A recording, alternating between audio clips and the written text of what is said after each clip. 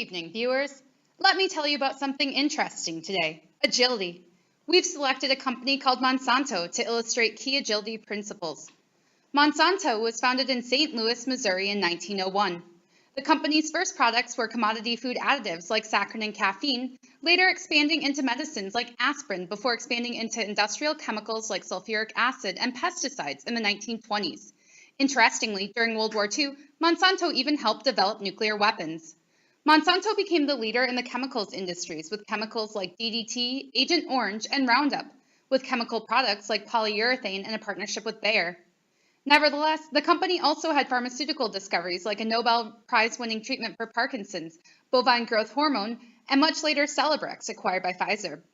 In 1968, the company started mass-producing LED lights, leading the industry and championing the 7-segment digital display still used today. In 1983, the company made another strategic shift and was the first to genetically modify a plant cell. It slowly began acquiring companies to complement this discovery. In 1988, Monsanto tested the first genetically engineered crops and created the biotech agricultural field. In 1993, it appointed long-term employee Hugh Grant to CEO of the Agile company, where he remains. The company rapidly acquired biotech agricultural cotton, soybean, peanuts, and maize seeds. By 2005, it was the world's largest conventional seed company. In 2007, Monsanto and BASF announced a long-term agreement to cooperate in the research, development, and marketing of new plant biotechnology products. Recently, the company began acquiring big data and data analytics companies in the agricultural space, such as those analyzing shifting weather patterns from climate change. This is responsible for the company's success, which has resulted in its strong performance. Hey Dad, that's a cool company. That's what I want to work when I grow up. Julian, do you really consider this cool? Well, I'm not so sure. Nevertheless, they did manage to switch industries several times, showing certain flexibility. And now they even have a CEO called Hugh Grant.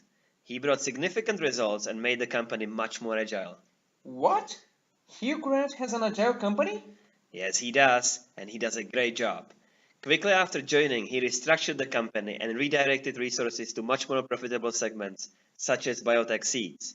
Besides that, Grant and his new management team made hard decisions about what crops to focus on in the seeds business, in line with its long-term vision. Those decisions have been key drivers of Monsanto's financial success, since corn, soy, and cotton farmers have been much more acceptable to genetically engineered seeds, while global farmers have not. Fine, but is this the only thing Hugh Grant has done to transform Monsanto? I know Hugh Grant is able to do some incredible things. Well, indeed. More important than that, Grant seemed to have installed a sense of agility in the company that was lacking before and managed to switch from low-margin chemicals to highly profitable genetically modified seeds. Oh, Dad, I'm completely lost. What do you mean by all of this? What were the main areas impacted by Hugh Grant's transformation? Son, there are key three areas driving Monsanto's agility: strategic planning, cooperation, and empowerment. Dad, I'm still lost. Could you be more specific, please?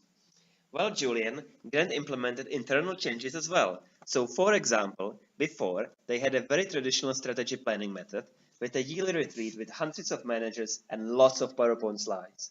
Now, they have a much more dynamic process with meetings every Monday morning to run through various strategic and operational issues. Then, they also have off-site review sessions every 6 to 8 weeks for a deeper inspection. Fine. But what's the point of all this cooperation stuff? Well, as you will learn someday, talking to executive is just not enough. While undergoing a massive business overhaul, Grant made sure to frequently communicate with all employees at all levels. That helps to get everyone on board. Okay. But I still don't get the empowerment thing. Julian, this conversation is getting a bit complicated, but basically the strategic vision also empowers individuals to be proactive about making decisions, without fearing what top management might say, just like a shared leadership model. Okay. And is this all Hugh Grant did?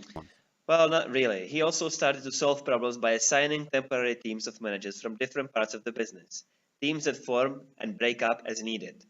Overall, Grant started building an organization that will continue to adapt and change.